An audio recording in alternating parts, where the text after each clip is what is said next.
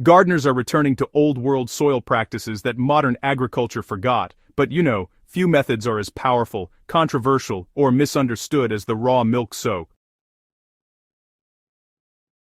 This technique, once used by homesteaders and small-scale farmers, involves fermenting diluted milk or whey to produce a potent soil drench loaded with calcium, beneficial microbes, enzymes, amino acids, and lactobacillus bacteria.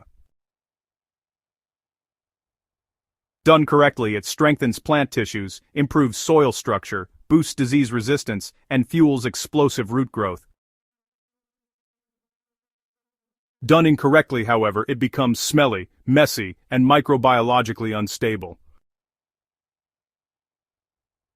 That's why, some agricultural advisors discouraged it, and why many gardeners refer to it as the banned milk method.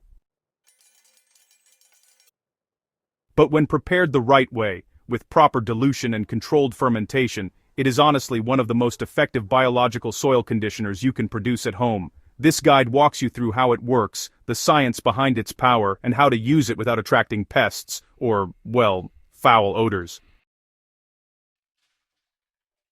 Why is raw milk such a potent soil booster? Now, raw milk and whey, they contain a collection of biological compounds that directly benefit soil and plants. First off, calcium in an easily absorbable form. Calcium from raw milk is highly bioavailable, thanks to the presence of lactose, casein, and organic acids. Plants, well, they rely on calcium to build strong cell walls, prevent blossom end rot, and improve the transport of nutrients within leaves and stems. So, let's talk about lactobacillus bacteria. Raw milk is naturally rich in lactobacillus species. When fermented, their populations multiply, making this drench one of the strongest living inoculants you can add to soil. These bacteria help break down organic matter, suppress harmful pathogens, stabilize soil pH, and make nutrients more available. Next up, amino acids and enzymes. Fermented milk contains tryptophan, glutamine, and enzyme fractions that support root development, chlorophyll synthesis, and microbial diversity, and sugars that feed soil biology. The lactose in milk becomes a carbon source for beneficial microbes, helping them expand rapidly in the rhizosphere. So, it's basically a full ecosystem starter kit, all packed into one bucket. Now, you might be wondering, why do some folks call it banned? Well, historically, raw milk and fermented dairy were, widely used on farms. But, over time, some agricultural departments started to discourage or even outright reject these practices because of a few reasons. There were odor issues when gardeners used too strong a mix and a risk of harmful bacteria if the milk rotted instead of fermenting properly. Misuse on hot soil could cause sour layers or anaerobic zones. Sometimes it would attract insects if splashed on leaves instead of the soil, and home gardeners over-applying it could end up causing fungal flare-ups. The method wasn't truly banned, it was simply considered too unpredictable for inexperienced growers. Yet when diluted correctly and allowed to ferment under controlled conditions, it becomes, honestly, one of the most reliable organic boosters you can make. So, how do you make the fermented raw milk soak? Well, you can use raw milk, store milk, whey, old milk that's starting to sour, or even leftover yogurt liquid. The microbes will activate as long as you provide a sugar source and dilution. Step 1. Mix your base. Use a ratio of 1 part raw milk or whey to 10 parts non-chlorinated water. This is crucial. Straight milk in soil can turn rancid. Diluted milk ferments cleanly.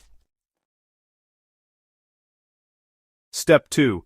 Add a simple sugar source. To feed the lactobacillus and encourage clean fermentation, add 1 tablespoon of molasses per gallon, or 1 teaspoon of brown sugar.